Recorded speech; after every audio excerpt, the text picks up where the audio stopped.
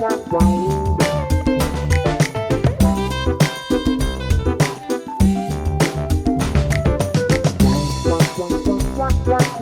I'm Tom. And I'm John. And we're the co-founders of Handsome Frank Illustration Agency. In this series, we'll be sitting down and talking to our illustrators, finding out more about them, their artistic process, and the creative industry we work in. Welcome to our podcast.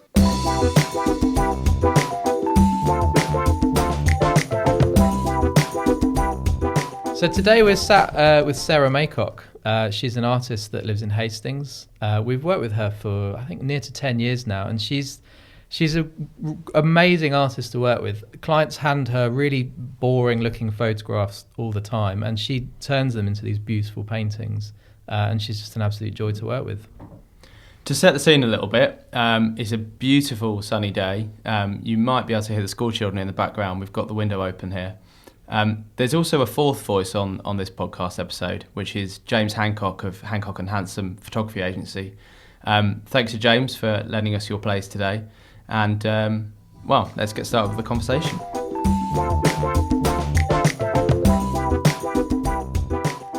I think the podcast, a lot of people who are going to be listening to it are going to be junior illustrators, graduates and students and people like that. So I think one of the things that they would find useful is to find out what your background is and how you entered the glamorous world of commercial illustration. Okay. I'm maybe not the most typical entrance in, because I was quite lucky in that I went straight from university into jobs. Okay. But I wasn't prepared at all. My tutors did not give me the impression that I would be very successful as an illustrator. Why not? What did they say?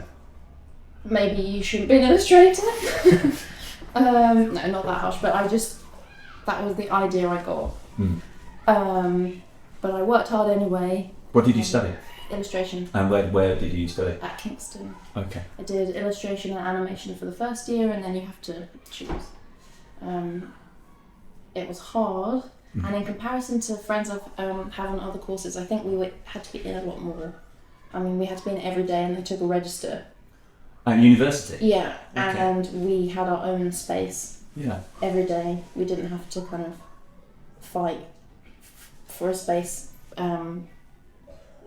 which felt harsher at the time because we were all knackered. Yeah. But I think it gave us a bit more of an advantage that we didn't know. And you went straight from that straight into commercial illustration? Well, I'm trying to think. So we had our end of year shows, and then through that, someone saw me, who's part of the Pick Me Up kind of committee, and I was shortlisted to be one of the selects, which is kind of I mean, sadly Pick Me Up's not happening anymore, but it was kind of an area just for individual new artists rather than kind of design agencies or whatever. And from that, I think that's maybe where Handsome Frank saw my work first. Yeah, the details were a bit sketchy on this. I remember being very aware of your work and suddenly seeing it in lots of places and being very excited about the idea of working with you. But I kind of felt like there was a bit of a race on to try and sign you. Well, we had some talks at universities, like, is an agent right for you or not, and do you need to have one? And I had this idea that maybe I didn't need an agent. Yeah, and I think there's some sort of trickery. They're trying to trick you into taking your money and stuff, but also it's not in their interest to make sure you don't do very well. No, it's a very it's a relationship that only really works if it works for both of you. Yeah. But yeah, I remember you really took some convincing. But it was all fake. I just was playing you. But yeah, I mean, my memory of it is that we met a couple of times with a bit of a gap in between, and and you took the decision very seriously, which I think is something we liked actually, and. So when we eventually signed you and started working with you, it kind of felt like, like we won the race to sign Sarah Maycock. That's great. And we did Pick Me Up a few years after that, Mm. and someone told me that the bear was still the highest selling piece of art that they'd ever had. I couldn't Which is believe good. it. Because when I first, you have to make all the prints in advance. And I thought, well, I'll make 5 prints. And they sold out the private view. Yeah. And then I was having to do orders of 20, I think, editions of 20. I can't think how long it was open for, 3 or 4 days. Which kind of was a baptism of fire in terms of trying to source printers and how do I post things, and I need to get custom sized tubes, and they were kind of the first prints I'd made. So it was I don't know, I made it up. And just going back to your education, was there a reason why you studied illustration instead of, say, fine art? Yes and no. On foundation, I kind of flip-flop between the two, and both tutors kept saying, maybe you should be in illustration, and then I'd go there for a project, and then they'd say, oh, maybe you should be in fine art. And then it came to the final project, and I thought, I don't know what to do, but I'll hit illustration because I feel like maybe there's more of a job idea at the end of that. And then when we were looking at courses, I just read through the description of the course. I tried to forget whether it was illustration or fine art, and the Kingston course just sounded most like what I wanted to do, lots of printmaking, drawing, and kind of practical stuff, which is what I wanted to do anyway, whether it was fine art or... Yeah, because I think your style now, it spans across those two bridges, you know, the fine art and illustration. Just interested to know what that reason was. Where do you see the line between art and illustration, or is there a line? Well, on a very basic level, an illustration is an image with some text. So, I don't know, I get a bit stuck on this question. Yeah. And things like when you have exhibitions of illustration, Is it art? it's like, or maybe I don't care. Like, what does it look like? I don't know. Yeah, that's fine. For people that haven't seen your work, would you be able to describe your style? I really struggle with this. 'Cause Yeah. when I say it's watercolour, people get quite... Landscapes. and I do landscapes, but I'm quite messy, and I try to be minimal as much as possible, and then much more detail in the kind of focus bits. And if someone asked me to do a traditional watercolour, I don't know how. I don't think. Because there's a lot to layering, and all the pigments do different things. I have no idea. Okay. And who tracking back to when you first went to university, who would you consider your influences at that stage? Who did you look to, either in art or illustration, and think that's something to aspire to, that's what I'd like to be like? I'm not sure I did. We were all quite competitive. And I think we were all looking at each other to kind of see who was the best and what, I don't know. I mean, my dissertation, I wrote about Gerhard Richter, which is not what my work is like at all. It was all about the notion of the real and whether abstraction is more realistic than a photograph, and so I don't know how that relates to my work. I'm definitely probably more influenced by artists than illustrators. The thing is, being influenced by illustration is a bit of a tricky area because it's so trend-led as well, and you can quite easily accidentally do something which feels like you're mimicking someone else. But also you can only do what you can do. Yeah. So I don't know. And you've got a very distinct style. I think so. Within that style, one of the strengths of your work, I think, is the flexibility to then work across all different subject matters. Is there you do great portraits and people, you've always drawn animals, landscapes, we get a lot of architectural commissions. Is there any subject matter that you really love going back to again and again? Is there a favourite? I do love drawing animals because they have everything. You can focus on texture or movement or negative space or experiment with different techniques, but there's also a character as well that you can try and look at, and you can exaggerate them much more with portraits. Exaggerating is a bit of a different category, but also I find when I get really stuck, I'll just do blind drawings of whatever's in front of me. Okay. Like flowers. And is it always back to, do you like to work from either a reference photograph or something in front of you? Yes. I think people have this idea that the difference between an illustrator and a fine artist is that an illustrator can draw anything that they've never seen before from any angle, or that you can turn it round. Mm. But you can't. It's a very difficult thing to describe to a client why that's not quite how it works. Yeah, having worked with you on a lot of projects, that is something we do struggle with. Yeah. The clients will get in touch and just send the worst reference photographs possible, or for example a building, and then say, "Oh, can you just paint the building from another angle?" From above. Yeah. And I just use the line, Sarah can't paint what she can't see, and then something I think clicks with the client. They're like, "Oh right, okay, I get it." But yeah, having a good reference photograph, it makes all the difference, especially with portraits. Yeah. And things like if they send a photograph of someone who's pulling a slightly odd face, if they say, "Can you make them smile a bit less?" It's not just as simple as kind of turning the corners of the mouth down. The whole face is doing something different. Well, portraits are a minefield, really. And one of the questions I always ask is the person who we're painting, will they have sign off on this? Will they see it? Yeah, because I mean it's huge, because everybody obviously has a perception of how they look in their minds, and being shown, nobody can argue with a photograph, but if you show somebody a painting of themselves, suddenly they might ask for changes.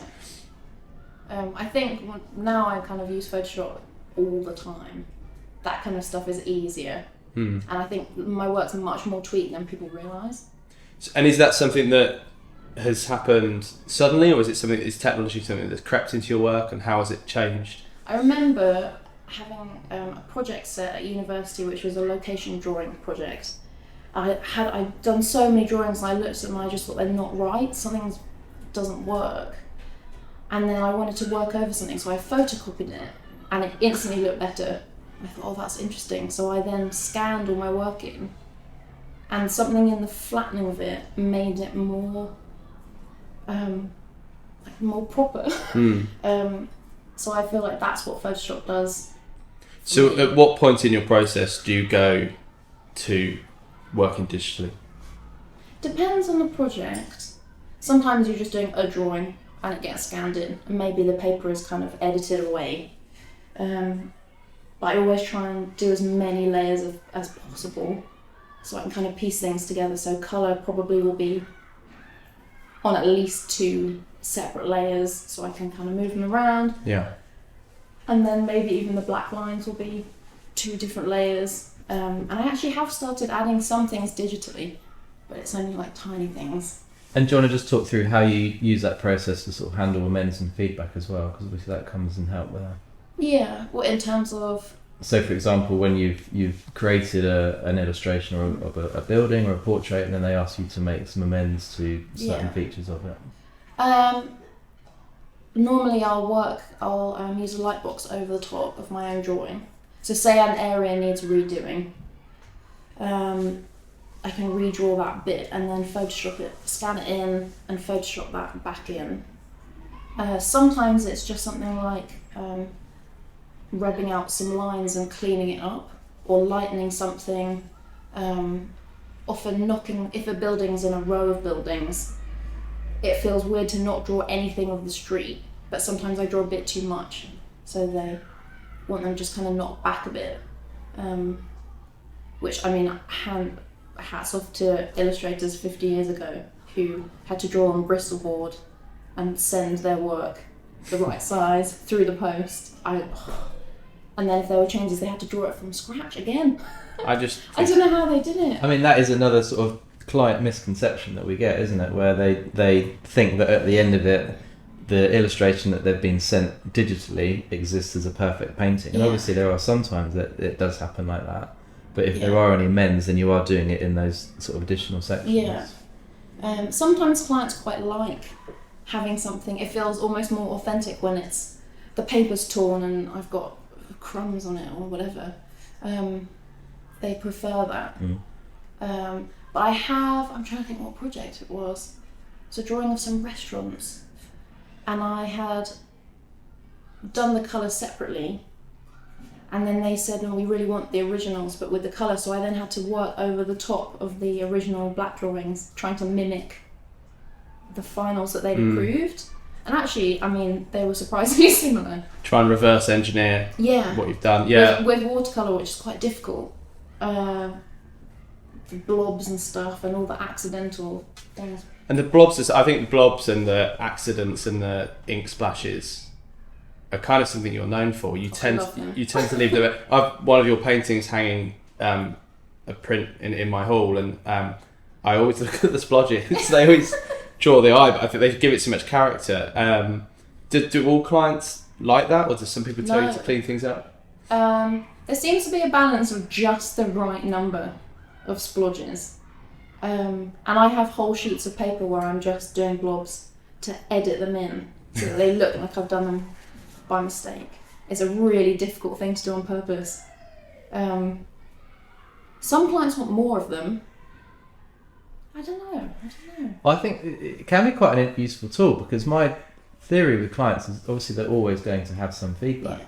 And if they're the only feedback they can, it kind of initiates that feedback around the splodges, which is quite a simple thing to directs them to fix. So yeah, maybe it's kind of a subliminal reason why you're doing it. Good tip for other artists: leave a mistake in. Yeah. There's your feedback. Yeah. Take it away. Or make a suggestion in the email.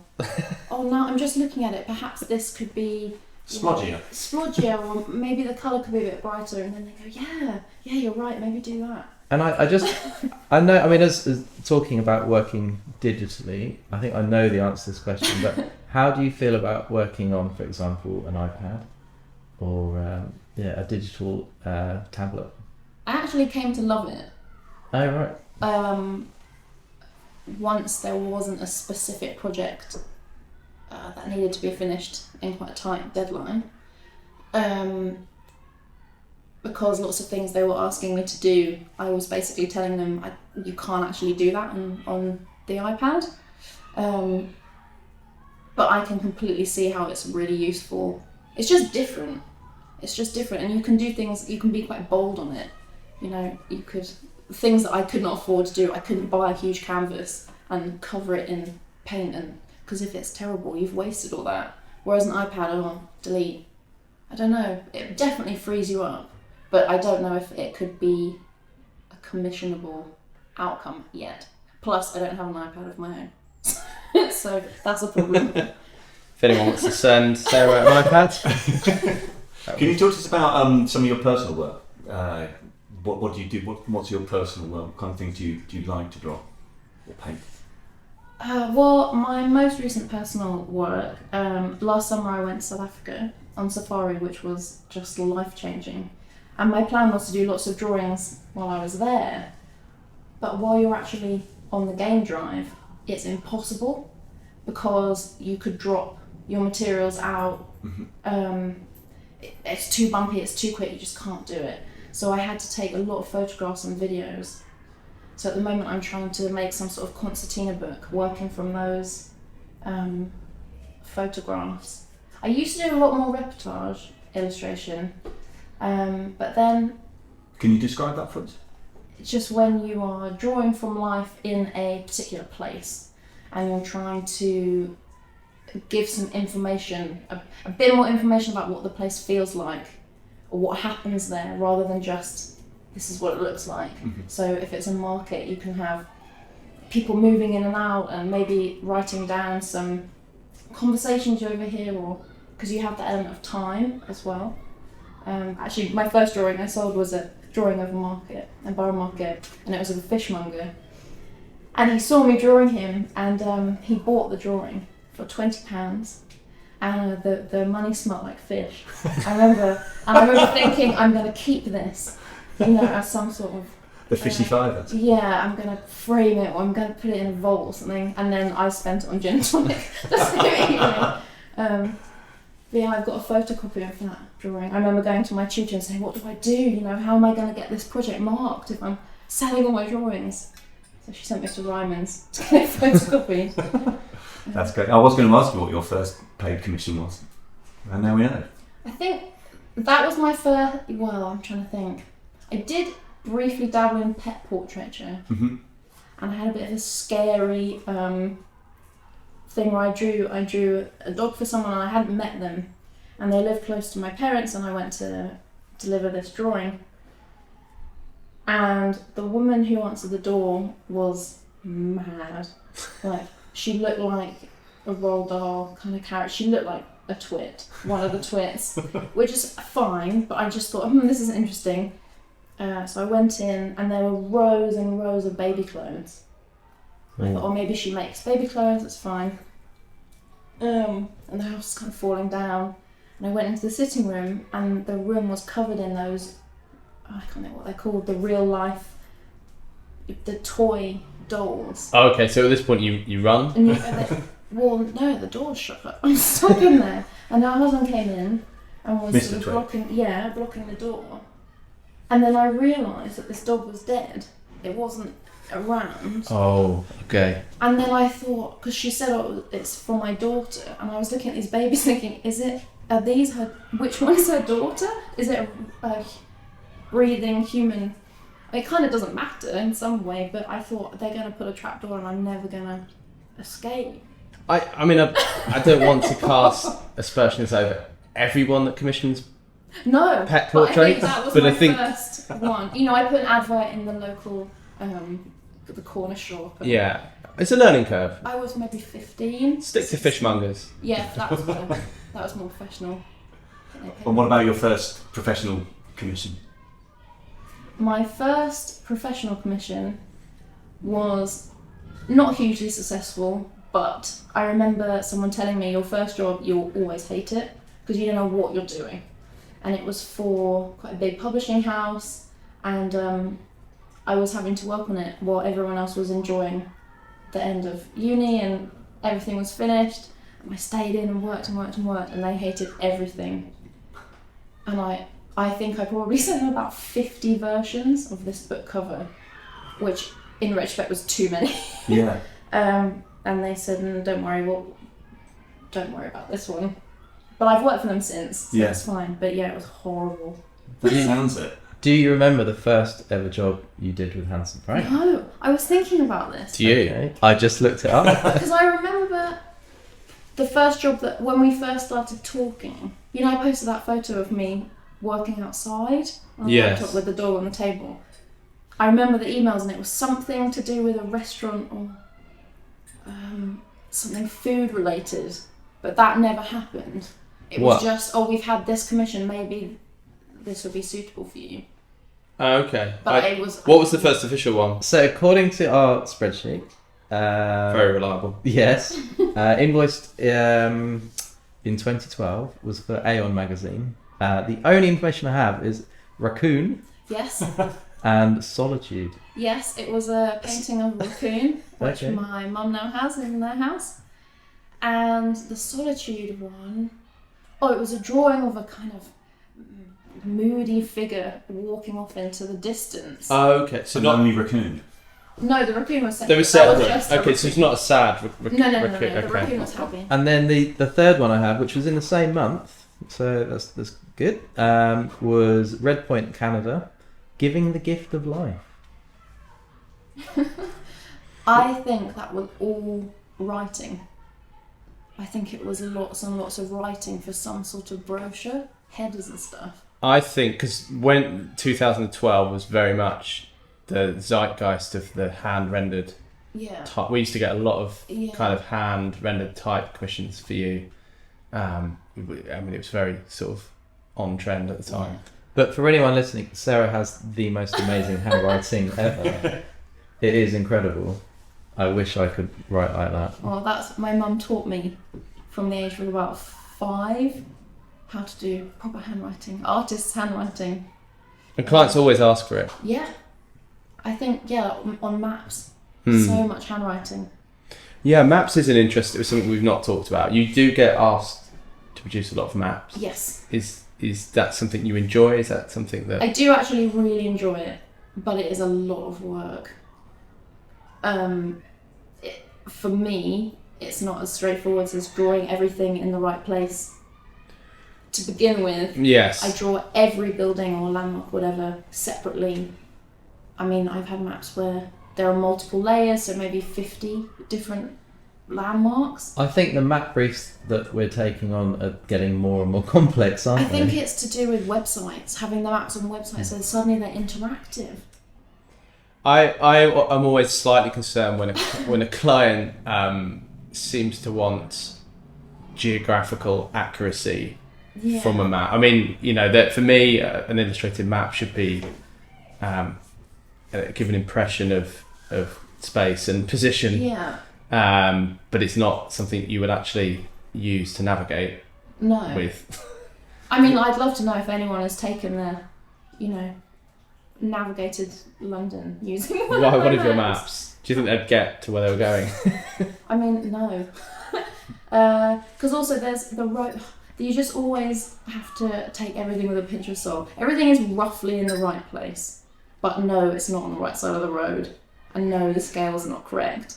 Because you have to have a balance. Yeah. And often a map will be trying to show something specific in an area. So most things they want to show are within 100 meters of each other. So if you actually put them in, they're all on top of each other.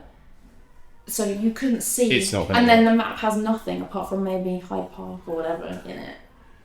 So you have to try and work out, right, what can I stretch so that fits in? But if I stretch that, then oh no, what I did earlier, that doesn't work anymore. So it's lots and lots of editing. Maybe in the next map I should record the screen of everything I do. Show the evolution. Yeah. Or just trace over an ordnance survey Yeah. and see how. Yeah. But I do enjoy map. It's kind of it's very satisfying when it's done, I think. What's the dream commission? I kind of have already had it. Well, I think I know what it might be. Fishmongers. The fishmonger. I mean, what more could you want? Kind of. I was lucky enough to do illustrations for an exhibition at the Natural History Museum about whales, as in whales and dolphins. And it was the hardest project I've ever done, but just incredible. I don't know what I could do that would be better, really.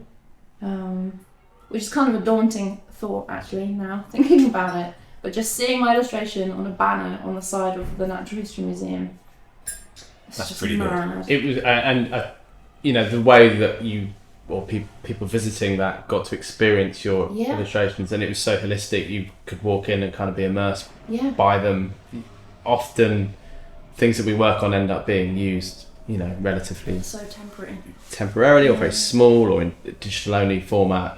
So it was really quite something special. Yeah. I think the other interesting element to that project, having worked very closely Yes. with you on it, was the sign-off process. So Yeah. normally, normally we have obviously the creative agency that we work with, and they have their creative directors and art directors that need to sign off the work. But in this sense, we also had historians Yes. and scientists also approving the illustrations. Yeah. So it added extra rounds of feedback and extra sort of, each eye that was looking at it was looking at it in a different way. Yeah, with a different purpose. I mean, everything the scientists said, obviously, I'll do that. Because they need to be accurate. But it is difficult. Beyond that, is it doing its job as it is, or could it look better? But does it need to look better because it is accurate? And the other challenging aspect on this job was, as we mentioned earlier, the reference material. Yes. So some whales we had great photographs of, and others have been extinct for thousands of years. Yeah. So we had a slightly more challenging way of re-rendering them. Yeah, I've never done anything like that before. But also, it kind of gave me an element of flexibility because no one can say definitively, actually, no, that's wrong. As long as, you know, they have a list of characteristics that they know factually through remains. But beyond that, it's kind of, I mean, I looked up, there seems to be a weird sort of subculture of people doing illustrations of prehistoric things that now don't exist. So it was fascinating seeing people's interpretations. And a lot of that was sort of educational books Yeah. that had been made sort of in the 70s. And also lots of people drawing things fighting. Like big, very large sharks fighting other things. I don't know. Very weird. When animals but kind attack. of helpful for me. Yeah. But the end result was an incredible exhibition where we turned up at the V&A. There were, 15-foot banners with the whale on. We then sort of meandered through the exhibition and saw them being printed at different scales, and then obviously the postcards at the end that were for sale in the shop. Yeah. So it was a really nice ending to that project. Yes. Because it was hard work because I just never done anything like it. And yeah, with the reference, it was a battle because also they tend to be underwater. So my drawings had to be not underwater. So in terms of knowing what the colours were, and they all look quite a similar colour underwater, but they're all very different. So I was having to make things up a lot more than I'm usually comfortable with. So kind of relying more on the scientists to say the markings need to be like this, and then just having to sort of wing it. And one of the requests on the brief from Benji from Wyden Malampa was to kind of, he wanted a sense of character to come across in the illustrations. Do you want to just talk about how because I know it was a bit of a challenge at first, because he was referencing your famous bear illustration, which has a huge amount of character in it. And we've had clients in the past who sort of say, I need that kind of character, but how is it you discovered what they were trying to? Well, I kind of looked. I have the bear in my studio, and I looked at it a lot. Thought, right, okay, so there's big brushstrokes, and it's looking at you. Well, whales are pretty solid shapes, and they're side-on, so you've got one eye. They also don't really have a face in the same way as a bear has a face, in terms of being recognisable as a human personality. So I thought, right, okay, I'll try. And the feedback was that they wanted the whales to look into your soul. And in terms of wafty feedback, that's quite high up there. But I knew what he meant, because the bear does look into your soul. But I don't know how I did it. I mean, its eyes are just two blue circles. That bear looks into my soul every morning when I walk down the stairs. So I thought, right, I'll just make the eye bigger. Try that. And what a charm. So just all the whales just have eyes that are a bit too big. And I put a little sparkle in them, little white dot. And that's what they did. But it did solve the riddle. Yeah. And also one of the whales is definitely smiling. Yeah. There is one that's got a big grin, but it's the character that they emit that Benji was really keen to kind of you to embrace in these illustrations. Yeah, because the exhibition, they really wanted to create more of an emotional connection with humans and whales, because I think people think whales are just big fish. I mean, I certainly hadn't thought about whales that much. So I kind of learnt about them as I was drawing them. I'm obsessed now. If anyone wants to provide some sort of trip to see some whales, that'd be great. I've forgotten what I was talking about. Whales, the character.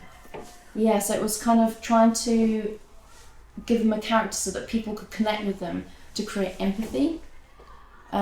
Because there are whales that are really endangered, and this tied in with the with Hope, the blue whale skeleton in the Hinsey Hall, yes, in Natural History Museum, and that was all about, I think blue whales were 99% extinct, and through human intervention and involvement, they're now fine. Well, much better.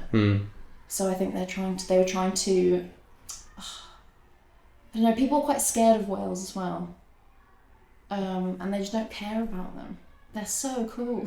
They're so cool. They have legs inside them. What? Yeah.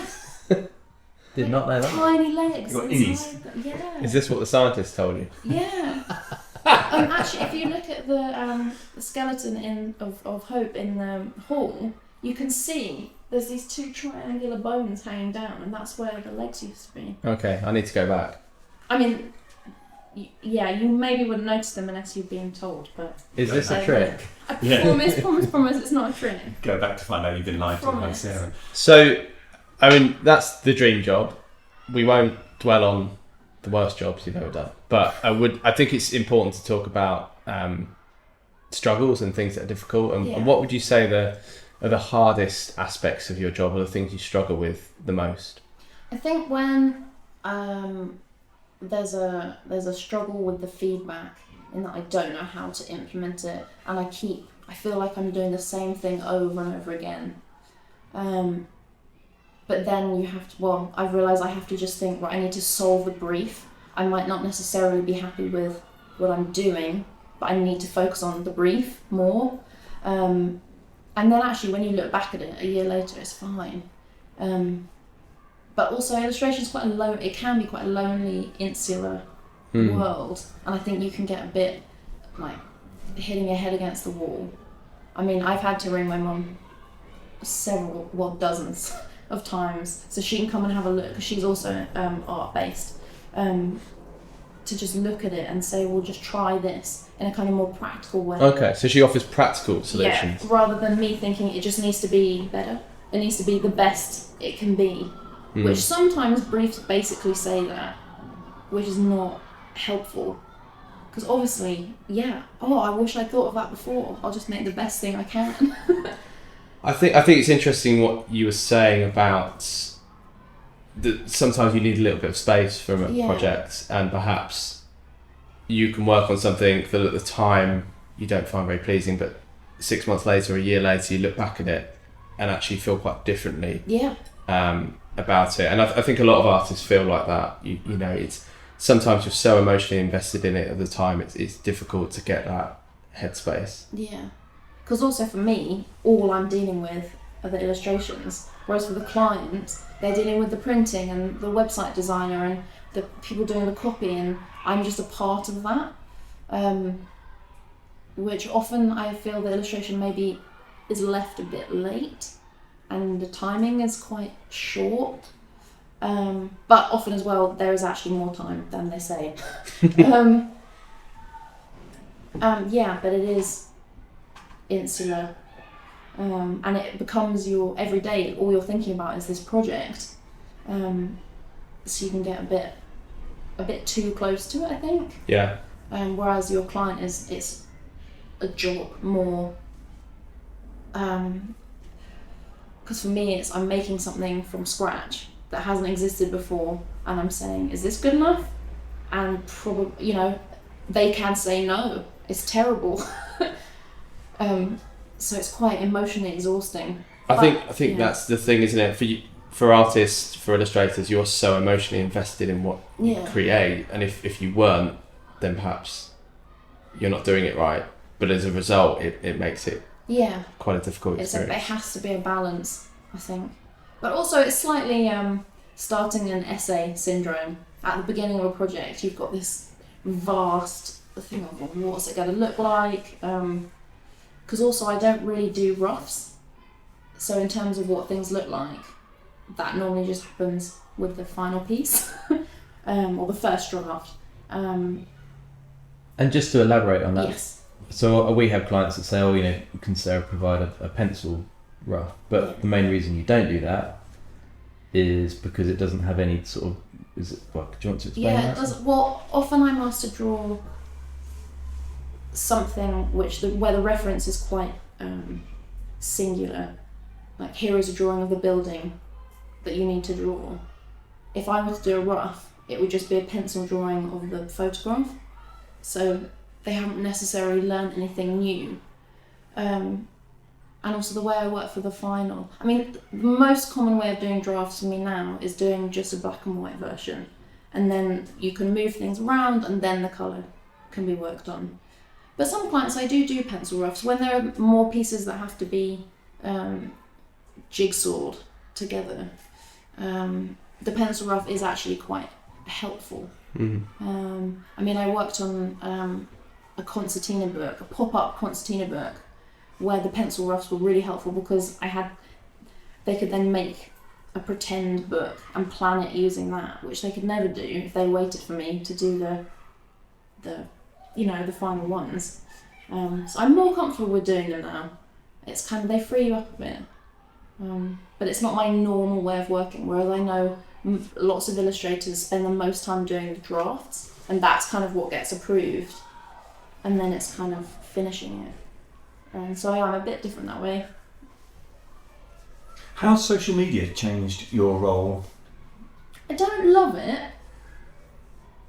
Other than podcasts, is podcast social media? Yeah? No? Or I don't know. You can write into them. Yeah, Letters welcome. Okay, yeah. It's helpful in that it keeps me kind of going sometimes. I think, right, well, if I'm not working on a project, I can kind of post anything I like, any drawings, and you can slightly test the water with stuff, things that maybe are slightly outside what you usually do.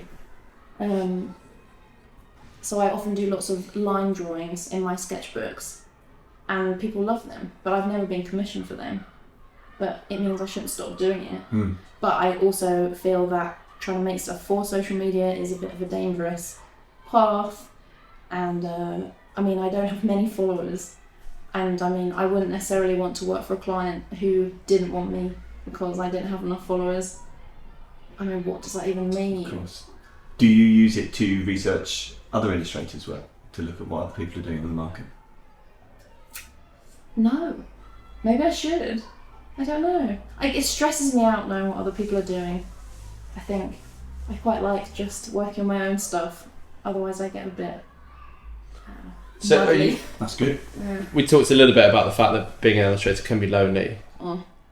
Do you enjoy that solitude? Or Yes. you do? In that I could never share a room with another person and work. Do you still work above a pub? No. I used to work above a pub, and I love that because I was the first person to start a tab and I could get fish finger sandwiches every day. But I'm moved into another studio, and it's got a coffee shop on the ground floor and an illustration shop. And then there are 1, 2, 3, 4, 5, 6 or 7 people who range from, there's a taxidermist, there's ceramics, photography, animation, so it's a really nice mix, but we all have our own rooms. Okay. And we're all quite good at realising sometimes you don't need to chat. Because I think also when you've been inside all day listening to your murder podcasts, it's quite difficult to then have a conversation. With the taxidermist? With the maybe she'd be the best one, but we're all quite good at just being separate but together in a building. And it's also useful because you can moan about stuff. You know, if I get really irritating feedback, well, first I blurt to you guys, and then you have to filter that to the client. But then I go and have a cry with a friend, and they say, look, calm down, it's not that bad. And it's never as bad as you think. There's always that initial, oh no, everything is wrong, I have to start again, I won't get paid, they hate me. But then you read it, it's like, oh, they just want that a bit smaller. Yeah, again, I think a bit of time and space helps with feedback, and when you're deep into a project, it can feel quite daunting. But you know that within a couple of days or weeks, it's also not personal. I once had feedback that I did take personally because they thought I was a different illustrator, and they accidentally CC'd me in. I don't know if you remember this, Joel. I can't remember who I was with. It might have been me. This rings a bell. And they accidentally CC'd in, or they kept a part of the email that I shouldn't have seen. Yes. Which was, this is terrible, this is not what we imagined at all. What's wrong with her? Why is she we're making work so different from her usual work? And then I went down the email and they listed a completely different illustrator. They thought I was someone else. And the person that they thought I was, the style is so different. Sort of 1950s. It was just very different. Wow. But I had to finish the job, knowing that I was the wrong person. I do remember this. But your point of not taking it personally, I think, is really, that's something that because when I worked as a graphic designer, I struggled with. Yeah. Is, you get hurt by it to begin with, and learning how to receive feedback, I think, is a very quick lesson once you've graduated that you need to learn. Yeah. And how to kind of take that on board, and at the end of the day, it's this kind of, you're working on this project as a group and you're trying to make it better. Yeah. Hopefully. Yeah, and there's also lots of different styles of feedback.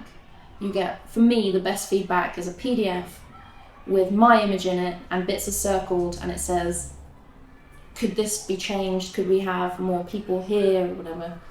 But the worst feedback is when it's a very, very long list of writing, all about the feeling it needs to evoke. Yes. And that can be quite frustrating because they can't imagine it visually, whereas what I'm dealing with is a visual. And there's often more changes that have to happen there, and a bit more interpretation, which can take more time.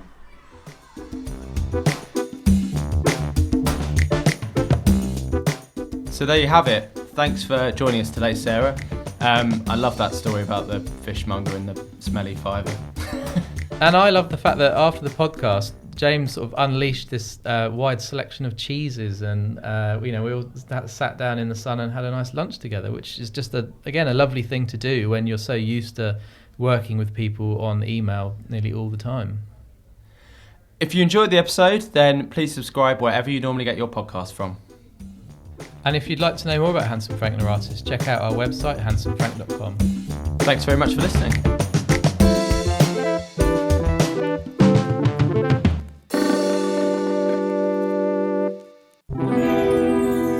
Handsome Frank.